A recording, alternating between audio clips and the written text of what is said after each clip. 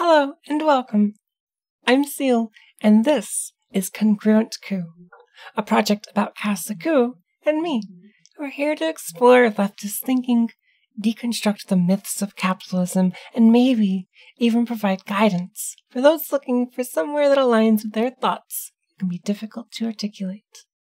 We're here to learn as much as you are, so come along for the ride while we talk about stocks, government bailouts, and the East India Trading Company. A couple of nice and light topics for this week. Just an easy brushing up with some history and modern applications. Have we really changed? Modern capitalism has only been around for about 400 years, yet there are some disturbing patterns showing. This economic model of infinite growth is highly unsustainable, and yet here we are. Cue the thisisfine.jpg, because that's what life is right now. In 2008, in the United States, we had a big old bag of fun with what we call the Great Recession, which led to a bank rescue. See, a huge housing market bubble burst with the implosion of mortgage-backed securities. No one knew who was holding bad assets and who had the real delightful, good stuff.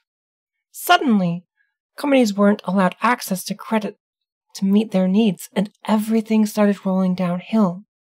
So Congress passed the Emergency Economic Stabilization Act of 2008, which allowed the U.S. Treasury Department to go around and buy up $700 billion of these bad, awful, no good, bottom of the barrel, still hungover on a Sunday, slept around while married assets. They could also purchase up to $250 billion in bank shares, but that was recovered back with an additional $30 billion in profits, so it's okay, right? Right? Yeah, sure. This was a once-in-a-generation, once-in-a-lifetime event. Yep, once in a lifetime. Well, as we all saw during 2020, and everything caused by the COVID-19 pandemic. Yeah, that certainly wasn't a once-in-a-lifetime event. Now keep this in mind, because we're going to rewind time of it all the way to 1602. Specifically, Europe, with our good friends the British and the Dutch. The British East India Company had its start in 1599. Though this wasn't quite the start of modern-day capitalism, they were certainly be our focus. In 1602, however, in another part of the world, the Dutch East India Company, or VOC for short, was funded. And this was a really big deal. This was the beginning of modern-day capitalism, right here at the start of the 17th century in Europe.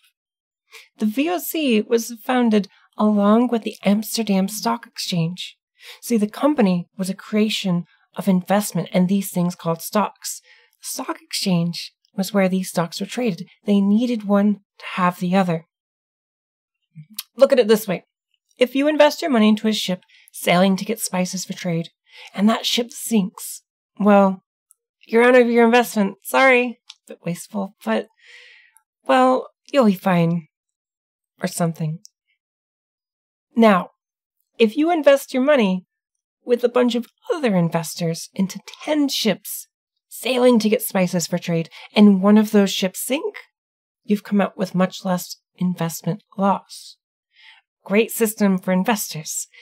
And this creation was perhaps one of the biggest events that led the world into the hellish landscape we now call modern-day economics. And the awful system of company stocks, which led to shareholders being more important than anything else. Planet? Shareholders are more important. Starving people? Yep, shareholders still win. People being massacred for not producing enough? Don't bother our shareholders with your peasant problems. Get back to work. The British East India Company was trying to get into the spice trade with the other competing companies. And this company set a precedent for how governments would treat companies that were too big to fail when they have the interests of the politicians and leaders' purses at hand. because we can't have our wealthy leaders missing out on all those extra dividend payments. Oh no! What would we do if they went without enough to buy an extra yacht? Think of Bezos not being able to afford his brand new 417-foot yacht. This is a serious issue. Super serious. The British followed the success of the VOC as they dove into spice trading, and one part of this was that in 1612, the East India Trading Company stopped conducting separate voyages and went to a temporary stock system. Then, in 1657, they moved to a permanent joint stock solution. This was very profitable for a lot of people. And to note, the VOC and East India Trading Company were two of the most horrific companies to ever exist because of how they treated human life and native environments in the name of their shareholders and profits. Everything was hunky-dory with these ding-dongs for the next 100 years or so, as good as can be when dealing with enslaved humans, an illegal opium trade, exploitation of people in India, and mistreatment of everyone along the way. Things were great, and the money was rolling in. That's the important part. The East India Trading Company set up shop early in the 17th century in the Bay of Bengal, and continued to open factories and employ the people of India to serve their needs. By 1647, the company had opened 23 factories in India, and as time passed, the company continued seeing enormous growth. The next big event was on the 23rd of June in 1757. The English had been at war with France in the 7 Years' War, and on that date was the battle at Plassey between the British, through the East India Trading Company, led by a ghoul called Robert Clive, and the French, with the Nawab of Bengal. Robert Clive led the British to victory, and this marked the beginning of the effective rule of a large portion of Bengal and India by the East India Trading Company. The company was the government. Just take a second to let that sink in. Yeah. Yikes. And the heroic Robert Clive, a hero to the company only. This ghoul of a man was a factor in the failings of the Bengal famine in 1770, where 1.2 million people died. In part due to poor administration and a lack of infrastructure and services to mitigate a famine.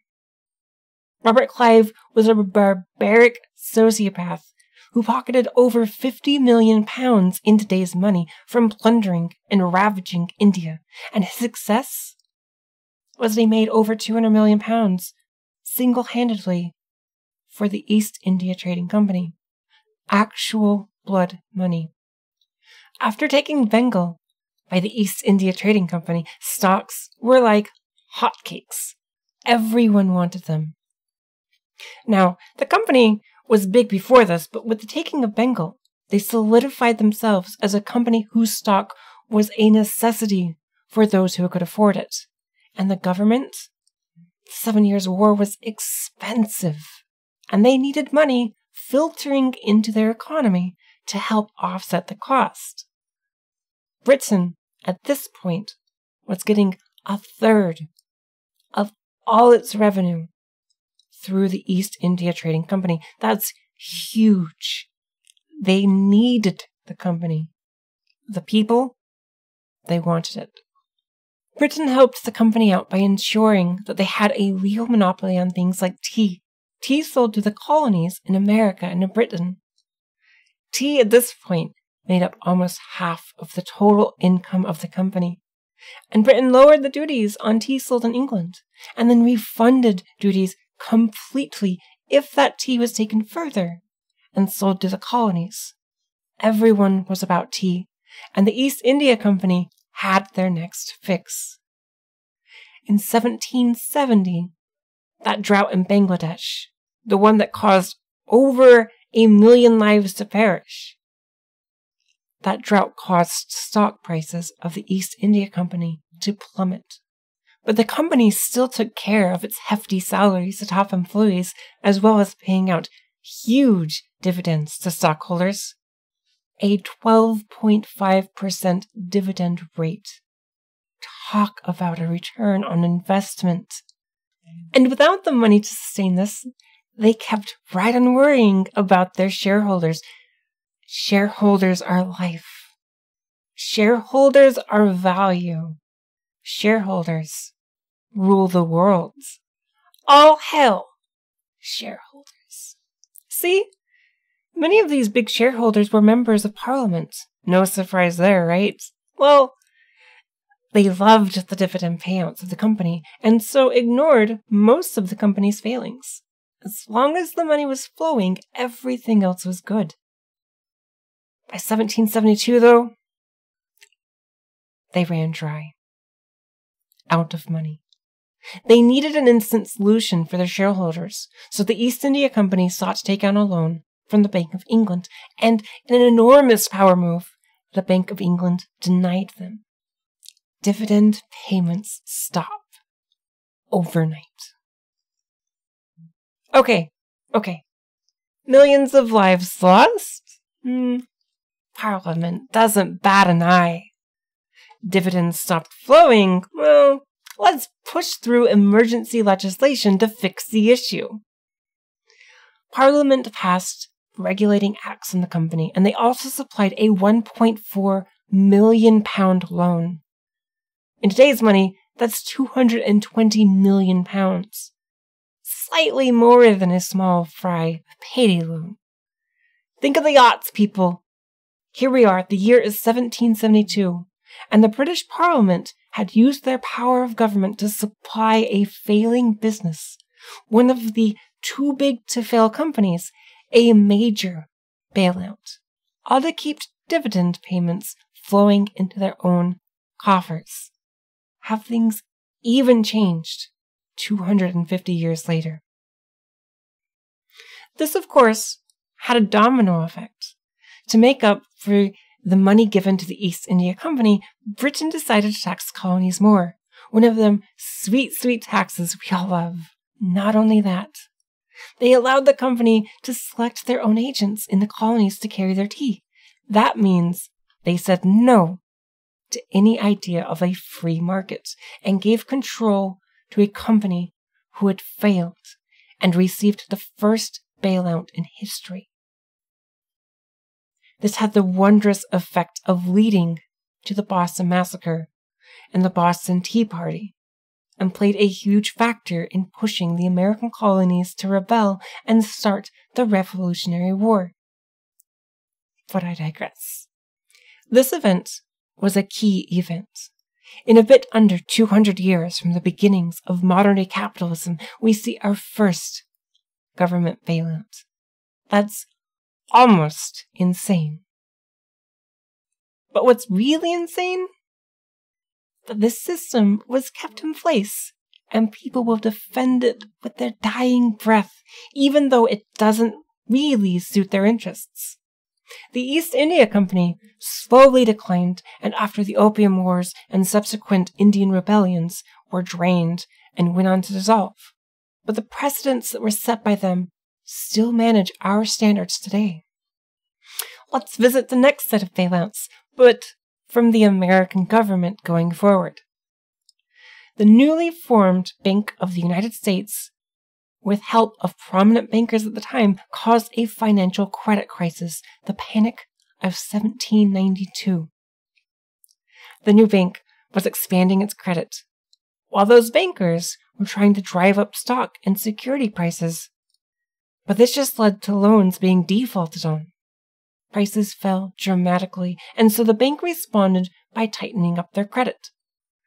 Thank golly gee for our wonderful treasurer, Alexander Hamilton, as he provided the banks with hundreds of thousands of dollars. While this is the second bailout since the 1602 formation of the VOC, this is only the first under the still new American government. So we'll let that first one slide. The next bailout was in 1933 in response to the stock market crash of 1929. In order to help the American people, specifically those who were struggling to afford their homes following the Depression, the Homeowners Loan Corporation bought defaulted mortgages from banks and refinanced them at lower rates. Now, this corporation was a government-sponsored corporation created as part of the New Deal, and that meant the government owned these debts until they were paid.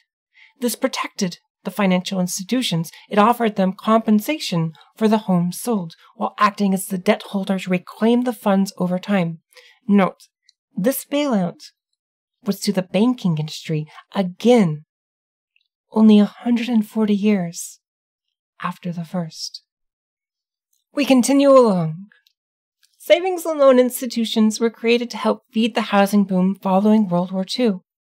They then went on to venture into risky commercial real estate purchases. Because of regulations on their provided fixed-rate loans, they were unable to keep up with the rising interest rates on the commercial real estate deposits. The money flowing in didn't cover the money flowing out. Customers, however, kept banking with them because they knew their money was insured, and regulators allowed the continued operation in hopes that eventually they would return to a profitable state. Massive loan defaulting occurred, and the federally insured deposits were cleaned up by the governments. This costs an estimated $160 million. Not only that, it was just shy of 60 years since the last bailout. Then hit the 2008 Great Recession. Remember this one? I told you we'd get back to this. The bailout that helped resolve the bursting of the housing market bubble came in only 20 years after the one in 1989. Is the pattern emerging yet? 140 years to 60 years to 20. Surely the next bailout isn't going to be around 10 years later, is it? In Mark Fisher's great book, Capitalist Realism, highly recommended, well worth the read, the author posits that the bailouts following the 2008 housing crisis were a poster child example of his idea of capitalist realism, whereby the very reason the bailouts happened were because of the general perception, both politically and socially, that the financial institutions failing is unimaginable. Because that failure was never an option, Fisher states that the neoliberal system survived, which reinforces and validates his idea of capitalist realism. Oh, right. It's 2020, and the global pandemic caused by the virus COVID-19 is in full swing. Under the CARES Act, the government supplied a Paycheck Protection Program, a program which funneled $500 billion into businesses to keep workers on the payroll, with a complete lack of government oversight. A company looking for a bailout, Boeing, approached the government asking for a minimum of $60 billion. Otherwise, they'd be out of business, despite them spending $43 billion on stock buybacks over the previous 10 years. Perhaps, if the money that was used for stock buybacks hadn't been used in the pursuit of infinite growth and keeping the shareholders happy, and used instead as a means to improve their business and have a buffer fund in case of something like, a global catastrophe happening, then the taxpayer wouldn't be suddenly footing the bill for a private company who couldn't manage their finances properly. One rule for the rich and another rule for the poor. Failing is almost encouraged for them at this point, isn't it? While the CARES Act was in response to the COVID-19 pandemic, I do feel that the government did much less for the people of America than it did for the businesses of America. If you prop up the population through a pandemic, they will circulate that money and stimulate the economy, supporting businesses by keeping their needs met. But instead, we gave the money to businesses to keep the economy running and ignored the people of America. But that's a whole other topic. So that's right. The gap between bailouts has been consistently getting smaller. When will the next one come? How many companies and big business bailouts need to happen before enough is enough? This system is broken in an intended manner, and we need to change. The last thing to note, those stock buybacks the airlines swarmed on, companies love stock buybacks because it increases their dividends for shareholders. But it's actually a bad practice and a form of market manipulation. It was also illegal until 1982 for that reason. Under Reagan, in 1982, the Securities and Exchange Commission passed Rule 10b-18, which created the legal process for companies to buy back their stock. And since then, stock buybacks have become a common practice as corporate mentalities have moved from being attractive companies with a focus on their products and enterprise to what we have now. Diseased zombies that believe their responsibility is to generate economic returns to their owners, their shareholders. In a long line from the VOC Foundation in 1602, leading the world into modern-day capitalism, we find ourselves with government bailout programs happening with increased frequency. We are in an economic model of infinite growth that is entirely unsustainable. And with how often governments are having to prop up failing corporate institutions, the cracks, they're starting to widen. It's funny. The capitalism is touted as a system where the best companies succeed, but we find ourselves in what it really is. A system when the successful corporations buy government legislation and support so that when they do fail, they'll have something to fall back on. They are allowed the behavior of ghouls with the knowledge that if they all mess up together, there is an insurance net for them. It's just socialism, but for capital. Clearly, the most important thing in all of this is the bottom line. Keep your owners happy and make money. That's this episode of Congruent Coo. Take care of yourselves, you cuties, and have a wonderful day.